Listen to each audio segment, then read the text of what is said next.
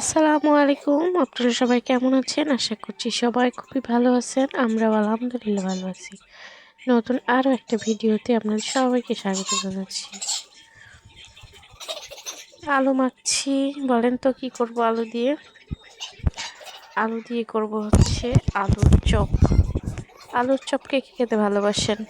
আলুর চপ খেতে তো খুবই ভালো লাগে। আমরা সবাই খুবই পছন্দ করি। তো আজকে মেয়ের আবদারে হচ্ছে আলুর চপ বানাচ্ছি। যদিও মানে আলুর চপ পছন্দ করি, কিন্তু হচ্ছে ইফতারের সময় ভাজা পোড়া কম খাওয়ারই চেষ্টা করি। কিন্তু আজকে হচ্ছে মেয়ে খুবই খেতে মানে চাচ্ছে, যে বলছে যে আলুর চপ খাবে। তো সেজন্য ওর আবদার পূরণ করার জন্য আলুর চপ বানাচ্ছি আজকে। তো বেশি বানাচ্ছি না, অল্প কয়েকটাই। তো এই তো আলুর চপ হচ্ছে বেসনে মানে ইয়ে করে তেলে দিয়ে দিচ্ছি, আর দেখেন কত সুন্দর ফুলছে, একবারে ফুচকার মতো মানে ফুলে একবারে ইয়ে হয়ে গেছে। তো ফুচকা বানিয়ে ফুচকা বলছি, ফুচকা বলতে বলতে ফুচকা বলে ফেলছি। আলুর চপ। তো আমি আলুর চপ বানাচ্ছি, আর আমার দুই মেয়ে হচ্ছে বাইরে খেলা করছে। তো ওরা বাইরে খেলছে আর আমি এখানে রান্না বান্না করছি। আর এখন হচ্ছে বাজে হচ্ছে 3:30টার মতো। তো এখন থেকে রান্না বান্না শুরু করে দিছি। আর এই যে আমি এখন হচ্ছে হিজাব পরে আসছি, একটু আগে ওড়না পরা ছিলাম। তো হিজাব পরে একটু শান্তি লাগছে, কারণ ওই যে মানে ওড়না পরলে একটু মানে ঝামেলা হয় কাজ করতে, আর হিজাব পরলে অনেকটাই মানে ভালো লাগে, কোনো ঝামেলা হয় না। তো আলুর চপ ভাজার পরে যে হচ্ছে এখন টমেটোর চপ বানাবো, সেজন্য টমেটো কেটে নিছি, একটা টমেটোই নিয়েছি। আর বেশি বেসন নেই, অল্প একটু আছে, তো মানে যতটুকু হয় আর কি। তো এই যে টমেটোর চপও কিন্তু খেতে অনেক মজা লাগে। আর টমেটোর চপ এবারে করা হয়নি, তো আজকে করলাম টমেটোর চপ। আর টমেটো চপ খেতে কিন্তু অনেক মজা লাগে, টক টক লাগে, তো অনেক ভালো লাগে খেতে। তো টমেটো আগে হচ্ছে একটু লবণ একটু মরিচের গুঁড়া দিয়ে মাখায় রাখলে ভালো হয়, মানে ভিতরে একটু লবণ টবণ ঢুকে। তো আমি আজকে আবার মানে ভুল করে, মনেই ছিল না, ভুল করে হচ্ছে কোনো কিছুই দিইনি, শুধু টমেটো হচ্ছে বেসনে ইয়ে করে দিয়ে দিছি। তো যাই হোক, এখন দেখি তো চলেন ওরা কি করছে। দুইজন তো বাইরে গ্যারেজে খেলছে, ওদের খেলতে দিছি যে খেলো তোমরা বাইরে। তাছাড়া মানে পুচকিটা বাসায় থাকলে শুধু আমাকে বিরক্ত করছে।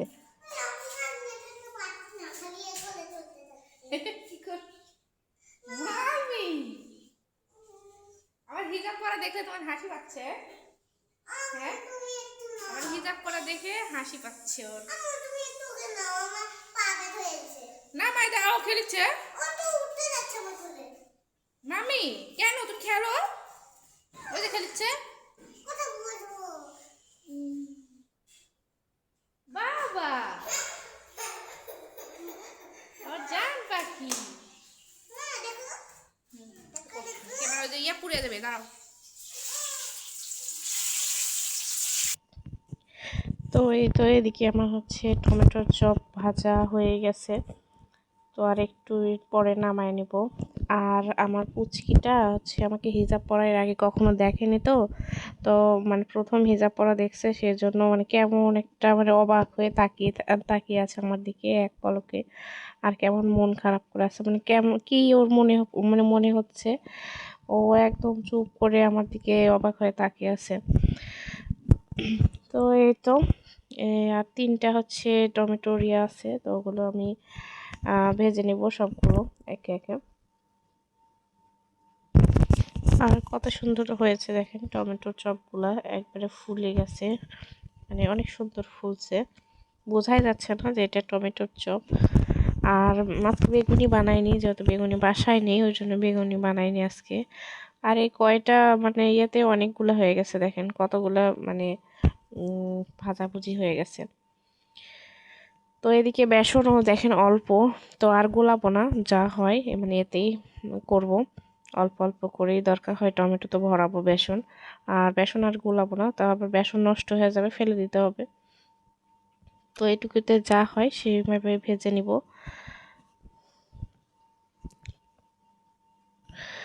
আর হচ্ছে এখন মানে এগুলো ভেজে আবার হচ্ছে ইয়েতে যাবো, ছাদে যাব, কারণ হচ্ছে ছাদে লেপ দিয়ে রাখছি।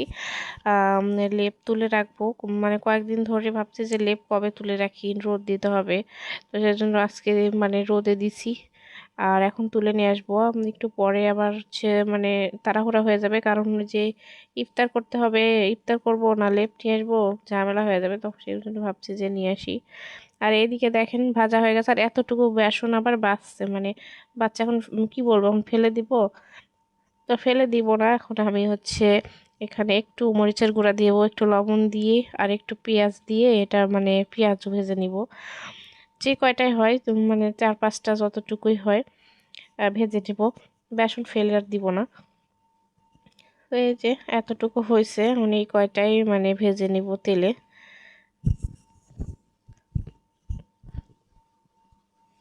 তো দিয়ে দিলাম তেলে, দেখেন কয়টা হলো, 4-5টা কি 6টার মতো হয়েছে, বেশি হয়নি।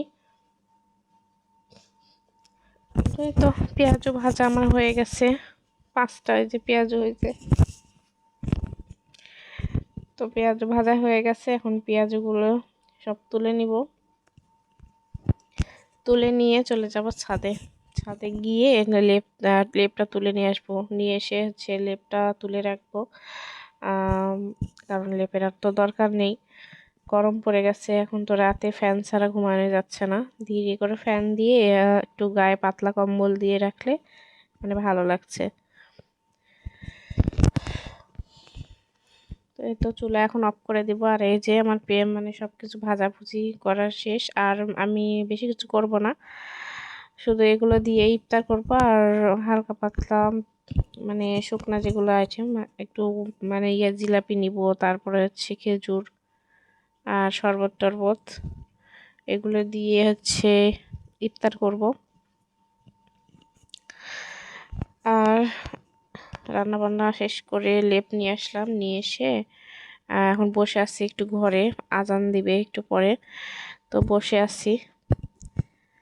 আর আমার পুচকি হচ্ছে গেছে আপুর বাসায় গেছে, ও ওখানে আছে। আর আমার বড় মেয়ে আছে আমার কাছে, বসে আছে আমার পাশে বসে আছে ও,